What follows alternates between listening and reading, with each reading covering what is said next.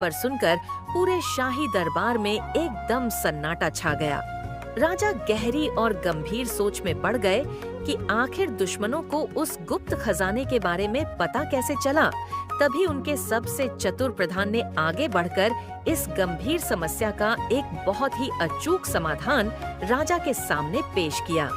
महाराज, ये पूरी तरह से तय है कि हमारे ही गांव में दुश्मनों के कुछ बहुत ही शातिर जासूस भेस बदलकर छुपकर बैठे हुए हैं।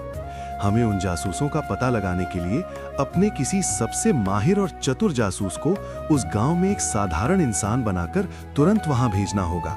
लेकिन प्रधान जी, इस नाजुक समय में हमारे पास ऐसा कौन सा व्यक्ति है जिस पर हम इस इतने बड़े और खतरनाक काम के लिए पूरी तरह से आंख बंद करके भरोसा कर सके, जो दुश्मनों को आसानी से चकमा भी दे सके और हमारे लूटे गए खजाने को भी सुरक्षित वापस ला सके?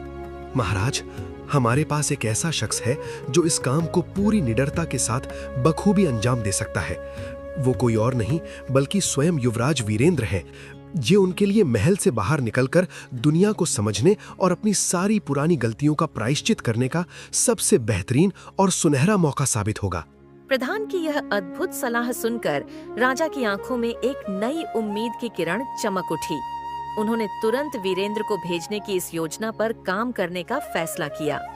बेटा वीरेंद्र, महल से बाहर की ये अनजान दुनिया बहुत ही कठोर और जालिम है। तुम वहाँ बिल्कुल अकेले जा रहे हो। अपना हर कदम बहुत ही सोच समझकर और संभाल कर रखना। मेरी ममता भरी दुआएं हर पल तुम्हारे साथ रहेंगी। ईश्वर तुम्हारी रक्षा करे। माँ, आप मेरी बिल्कुल भी चिंता मत कीजिए। मैं अब वो पुराना और घमंडी वीरेंद्र नहीं रहा। इस बार मैं अपनी सारी बुराइयों को पीछे छोड़कर अपने राज्य का खजाना वापस लाऊंगा और एक सच्चा और जिम्मेदार राजकुमार बनकर ही इस महल में वापस लौटूंगा। मुझे तुम पर पूरा भरोसा है मेरे बेटे। ये सफर तुम्हारे लिए एक बहुत बड़ी परीक्षा है। जाओ और दुश्मनों को ये दिखा दो कि हमारे राज्य की तरफ आंख उठाने वालों का क्या अंजाम होता है। सत्य और न्याय के मार्ग पर हमेशा अडिग रहना।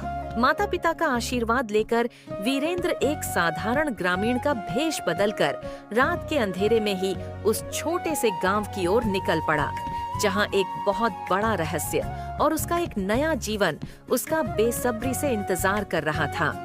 क्या हुआ काका, सुबह सुबह इतना शोर क्यों मचा रहे हो? क्या आसमान टूट पड़ा है?